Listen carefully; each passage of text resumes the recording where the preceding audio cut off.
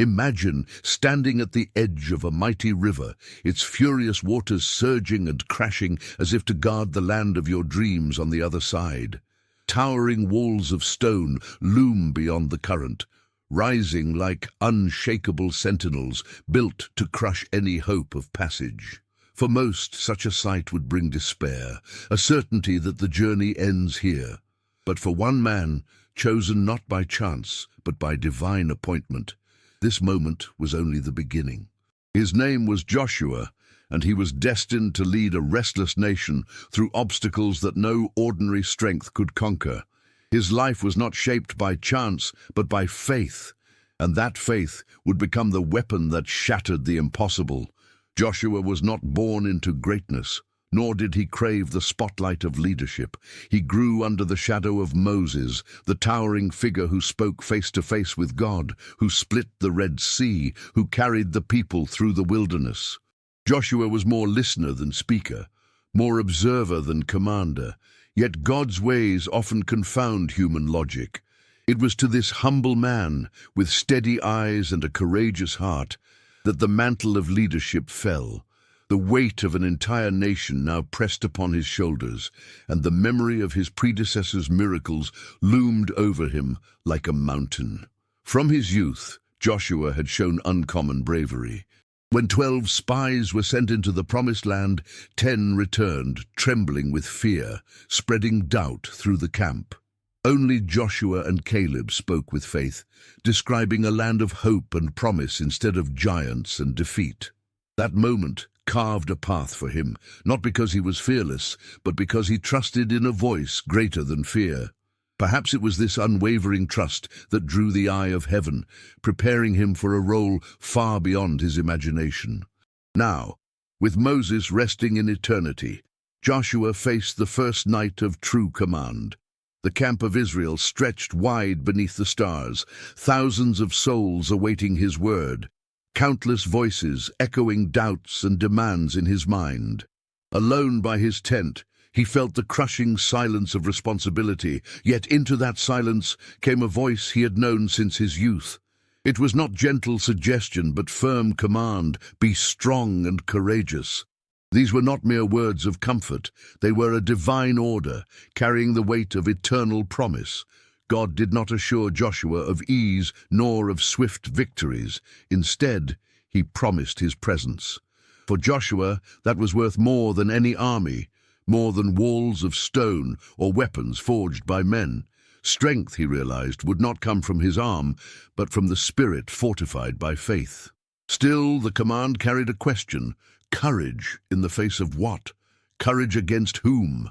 The battles ahead were not only physical but spiritual, walls of doubt, fear, and disobedience rising just as tall as the stones of Jericho. The first challenge would not be a fortress, but a river.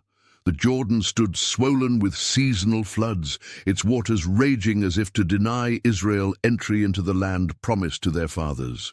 How could a nation of weary travelers, with elders, children, and herds, cross such a torrent? Yet Joshua remembered the command, and with calm resolve he turned to the priests, carrying the Ark of the Covenant, that sacred symbol of God's presence among them. With decisive words, he ordered them to step into the river. The people watched, hearts racing, breaths held in suspense. The ark, radiant in its meaning, was lifted high upon the shoulders of the priests as they approached the current. And then it happened. The moment their feet touched the rushing waters, the river stopped, not by trick of nature nor by chance, but as if an invisible hand pressed against its waves. The waters rose like a wall upstream, and the riverbed lay dry and waiting. Echoes of the Red Sea lingered in the minds of those who had been children when Moses led them. And now, before their very eyes, God repeated the miracle for a new generation. Step by step, the nation crossed the Jordan, their sandals pressing into dry earth, where moments before torrents had raged. Each footprint was more than a crossing, it was a testimony. With every stride, the people stepped deeper into the covenant that had carried them through centuries of wandering. Joshua walked with gratitude burning in his chest, aware that the God who had parted seas for Moses now walked with him as well. Yet beyond the calm riverbed, another test already loomed. On the horizon stood Jericho. Its walls rose high, thick and unyielding, designed to break the courage of any army that dared approach. The city shimmered beneath the moonlight, its stones whispering defiance. Joshua knew the battle was coming. The river had been only the threshold. Jericho was the true test. Wisdom, faith, and strategy would all be required, for no earthly force could bring down walls such as these. That night, 2 chosen spies slipped into Jericho under cover of darkness. Every shadow held danger, every corner whispered death, for the city was already alert. Guards prowled with sharpened eyes, searching for intruders, and yet, in the midst of peril, a thread of hope appeared. A woman, unexpected and unlikely, would alter the course of history. Her name was Rahab, a prostitute living on the margins, dismissed by her people. But it was her courage and quick mind that sheltered the spies when discovery seemed inevitable. Hiding them beneath stalks of flax on her rooftop, she risked her life while soldiers scoured the streets below. Her heart pounded, yet she did not falter. Rahab had heard of Israel's God, the one who dried seas and toppled nations, and she chose to align her destiny with him. Her act of defiance against her own city became a symbol of faith and redemption, the first crack in Jericho's walls before a single trumpet sounded. As dawn broke over the camp of Israel, Joshua stood tall, knowing that each challenge would demand both obedience and courage. The river had parted. The spies had returned with a story of salvation. The promise of God still burned within his chest. Yet Jericho, with its mighty defenses and fearful inhabitants, awaited. The journey was only beginning, and the greatest victories were still veiled in mystery. The dawn rose over the plains of Jericho, casting long shadows across the fortified walls that loomed like an immovable mountain. The people of Israel gathered silently, their eyes fixed on the city that stood between them and the promise sworn to their ancestors. Jericho was no ordinary obstacle. Its walls were thick enough to halt armies, its gates guarded by men seasoned in war. Yet Joshua did not raise his sword, nor did he call for ladders or siege engines. Instead, he listened for the whisper of the divine strategy that defied human understanding. The command from heaven was unlike anything the warriors expected. For 6 days, the nation was to march around the city once each day in silence, accompanied only by the priests carrying the Ark of the Covenant and the haunting blasts of ram's horn trumpets. No arrows would fly, no war cries would echo, no weapons would clash. To the defenders of Jericho, it must have seemed like mockery, a ritual of madness. But to Joshua and his people, it was obedience, an act of trust that victory comes not by steel, but by submission to the divine will. Day after day, the scene repeated. The Israelites rose at dawn, circled the city in solemn silence, and returned to their camp. Inside Jericho, fear grew. At first, the defenders laughed, scoffing at what seemed to be a futile show. But as the days stretched on, unease replaced their scorn. The sound of the trumpets reverberated against the walls, carrying a weight that stirred something deeper than fear, a sense of inevitability, as though the stones themselves trembled at the presence of God's people. On the 7th day, the ritual changed. Joshua rose before the sun and commanded the people to circle the city not once, but 7 times. With each circuit, the tension grew, as if time itself held its breath. The priests lifted their horns, the people marched, and the air grew thick with anticipation. By the 7th round, the hearts of Israel beat as one, waiting for the signal that would turn silence into thunder. At Joshua's command, the trumpet sounded a long, piercing blast. Then, with a shout that shook the ground, the nation released its voice as one. The walls of Jericho, those massive stones built to defy eternity, quivered as if struck by invisible force. Cracks spread like lightning across their surface, and in a roar of dust and rubble, the fortress collapsed. What no army could achieve, Obedience had accomplished. The impossible had fallen, not to human might, but to divine power unleashed through faith. Jericho was theirs, yet the victory was bittersweet, for within the triumph lay the weight of judgment. Only Rahab and her household were spared, honored for her courage and faith. The rest of the city became a testament that defiance against God's will leads only to ruin. The people of Israel stood amid the ruins, both exhilarated and sobered, knowing this was only the beginning of greater battles yet to come. But victory quickly turned to confusion. Their next challenge was Ai, a smaller city, far less fortified than Jericho. Confidence filled the camp, and Joshua sent only a fraction of the army, certain that victory was assured. Yet what awaited them was disaster. The men of Ai struck fiercely, chasing Israelite soldiers back in defeat. Fear spread like wildfire, and whispers of doubt gnawed at the hearts of the people. How could the God who toppled Jericho allow such shame? Joshua tore his garments in anguish, prostrating himself before the Ark of the Covenant. His cries rose to heaven, desperate for an answer, and the voice of God answered with a piercing revelation. Sin had infiltrated the camp. A man named Achan had taken treasures from Jericho that were devoted to the Lord, hiding them in secret. One man's disobedience had poisoned the nation's blessing. Victory was withheld until the sin was confronted. The truth was revealed before the assembly, and Achan confessed. The judgment was severe, for the nation could not advance, burdened by hidden rebellion. Israel was cleansed, though the memory of failure and the cost of disobedience burned deeply into their souls. Joshua understood a lesson that would shape his leadership. Faith alone was not enough if obedience was broken. Holiness was the shield of the people, and without it, even the weakest enemy could triumph over them. With renewed strength, Israel returned to Ai, this time under the full blessing of God. Joshua devised a strategy of ambush, luring the enemy out before striking them from behind. The city fell, and the stain of defeat was erased. The people lifted their voices in praise, knowing that obedience restored power where arrogance had brought weakness. Ai's fall became not only a military victory, but a spiritual reminder that no sin can remain hidden before the eyes of God. As the dust of battle settled, Joshua gathered the people to renew their covenant with the Lord. On Mount Ebal, an altar was built, and the words of the law were written on stone for all to see. Blessings and curses were declared, reminding the nation that their destiny would rise or fall with their faithfulness.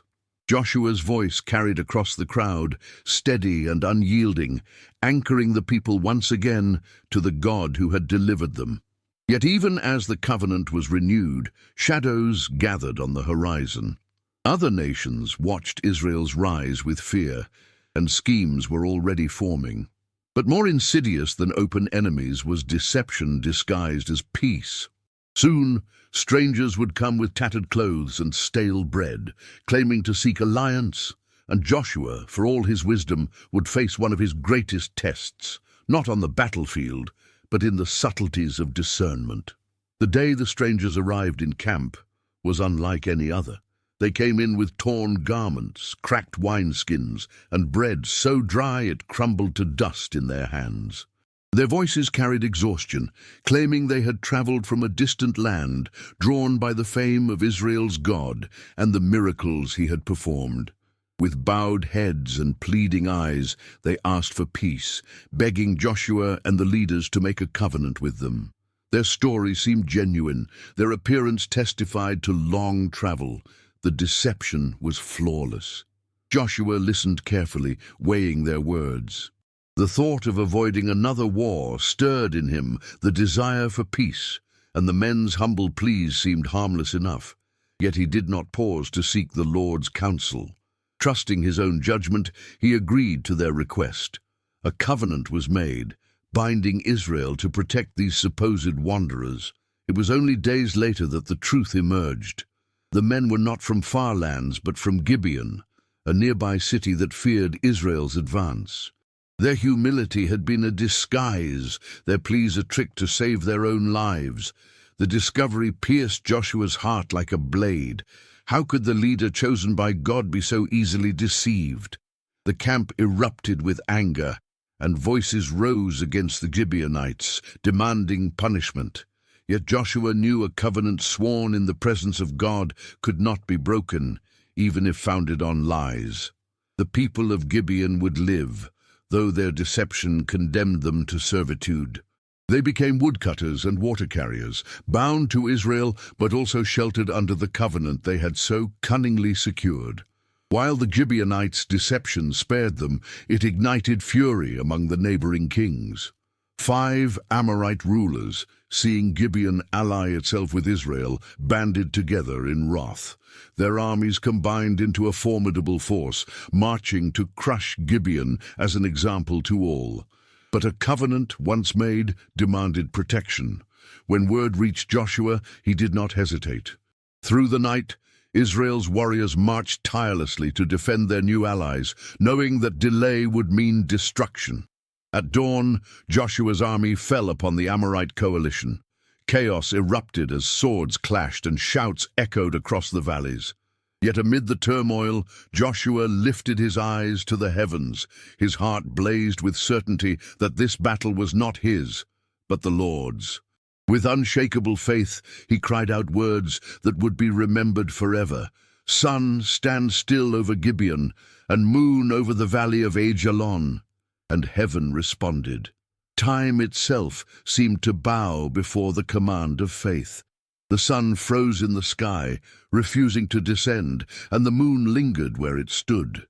The day stretched beyond its natural bounds, granting Israel the light needed to secure victory. Panic gripped the Amorite kings and their soldiers as they realized they were fighting against more than men. They were fighting against the very Creator who governed the heavens. The battle raged on, and the Amorite coalition fell in defeat. The kings were captured, their armies scattered, and Israel's reputation spread like fire across the land. Nations trembled, for they had seen that Israel's God was not like the gods of wood and stone they worshipped. This God commanded the sun and moon, and his servant Joshua carried his authority into battle. Yet victory did not bring rest. Each triumph only summoned new challenges, as other kings prepared their defenses and plotted revenge. The land promised to Abraham stretched wide, but every step forward was contested by enemies clinging desperately to their ground. Joshua pressed onward, carrying both the sword of war and the weight of divine responsibility. The campaigns of conquest were long and grueling. Cities fell, alliances shifted, and the name of Israel grew in both dread and awe. Yet through it all, Joshua never forgot the lesson etched into his soul at Ai. Obedience was the key. It was not strategy alone, nor numbers, nor strength of arms that brought victory. It was alignment with the will of God. When Israel walked in holiness, no enemy could stand before them. When sin entered their midst, even the weakest foe could prevail. Years passed, and the battles continued until the land grew quiet. The roar of war gave way to silence, and the time for dividing the inheritance approached. Each tribe awaited its portion, looking to Joshua to judge fairly and to secure their future. But Joshua knew that conquering land was not the end of his duty. The true challenge lay not in war, but in peace, keeping the people united, faithful, and committed to the covenant that had carried them this far. Sitting before maps and boundaries, Joshua assigned each tribe its inheritance. Judah received the mountains, fertile and strong. Benjamin received its own portion, smaller but rich in promise. Tribe by tribe, he divided the land with careful balance, ensuring that each family had space to flourish and a stake in the promise fulfilled. Yet even as he distributed the land, whispers of rivalry and ancient grudges lingered like hidden embers, threatening to flare into division. Joshua bore the burden of leadership with steady resolve, but he knew that boundaries on a map could not secure the future. Only the covenant with God could hold the nation together. And so, even as peace spread across the land, he prepared to call the people once more, not to war, but to remembrance. The greatest battle yet to come would not be fought with swords or shields, but with the heart's loyalty. The years of battle faded into memory, and the land lay under a quiet sky. No longer did the clash of swords echo across the valleys, nor did the thunder of marching armies disturb the nights. Israel now dwelt in the inheritance promised long ago, but peace carried its own trials. For Joshua, now aged and weathered by time, the weight of leadership pressed upon him in a different way. He had led them through rivers and walls, through defeat and victory, but now he faced the greater challenge of ensuring that their hearts remained faithful. He gathered the tribes together, summoning the elders, the leaders, and the people to stand before him one last time. His face was marked by years of hardship, his hair streaked with the silver of age, but his eyes still burned with the same fire that once looked upon Jericho's walls. He spoke not as a conqueror, but as a father, a shepherd of souls. His voice carried the wisdom of decades, urging them to remember that the land was not theirs by might, but by promise, and that the God who had given it to them demanded their loyalty. Joshua reminded them of the miracles that had marked their journey. He spoke of Egypt's plagues, of the sea that parted, of manna in the desert, of the Jordan that ceased to flow, and of walls that fell at the sound of trumpets. He told them again that these victories were not won by armies but by obedience. He warned them that the same God who had given the land could withdraw his blessing if they turned their hearts to other gods. His words were sharp, but they cut with love, like a surgeon's blade that heals by removing corruption. Then came the moment that would define his legacy. Standing before the assembly, Joshua declared with unwavering strength, "Choose this day whom you will serve. Whether the gods your ancestors worshipped beyond the river, or the gods of the Amorites in whose land you dwell, but as for me and my house, we will serve the Lord." The words rang like a hammer on stone, unyielding, echoing into the hearts of all who listened. It was not just a command, it was a covenant renewed, a flame passed into the hands of a new generation. The people responded with one voice, pledging their loyalty to the Lord. They promised to remember, to teach their children, and to walk in the ways of the covenant. Yet Joshua knew that promises made in moments of passion were fragile. They would be tested by the allure of foreign gods, by the comfort of prosperity, and by the forgetfulness that time always brings. So he set a stone beneath a great oak in Shechem, declaring it a witness to their words. That stone would stand as a silent reminder to future generations that on this day Israel pledged its heart anew. As the sun sank into the horizon, painting the hills of Canaan with hues of fire and gold, Joshua looked upon his people with quiet satisfaction. He had led them through storms and into sunlight, through despair and into hope.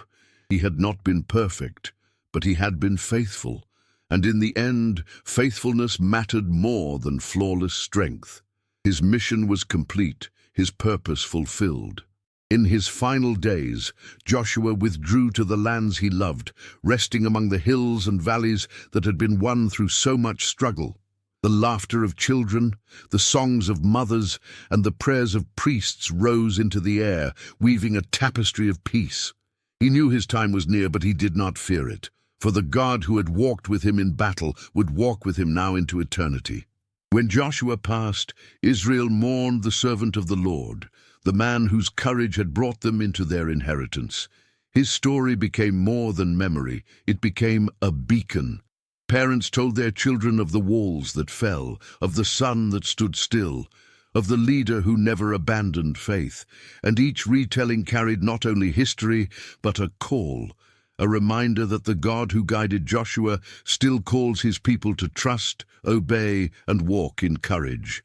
The land of promise now stretched before the nation, rich and fertile, but the legacy Joshua left was greater than soil or stone. It was the truth that no river is too fierce, no wall too high, no army too great when the hand of the Almighty fights for his people. His life was a living testament that strength is born in faith, that victory is born in obedience, and that true leadership bows not to pride, but to the voice of God. Generations would come and go. Kingdoms would rise and fall, but the name of Joshua would endure as a symbol of courage rooted in faith.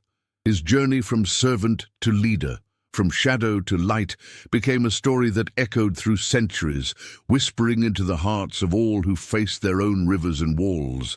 Be strong, be courageous, for the same God walks with you. And so, the servant of the Lord left behind more than victories. He left behind a legacy of trust. In every prayer whispered by the fire, in every promise spoken to a child, in every act of courage faced against impossible odds, Joshua's story lived on. His life became proof that with God, even the mightiest walls crumble, even the fiercest battles end in triumph, and even the weakest heart can rise to lead nations.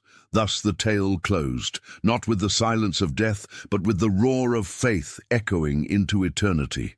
Joshua's final breath was not an ending, but a seed planted in the soil of Israel's future, destined to bear fruit for generations. His voice still calls across the ages, be strong, be courageous, serve the Lord.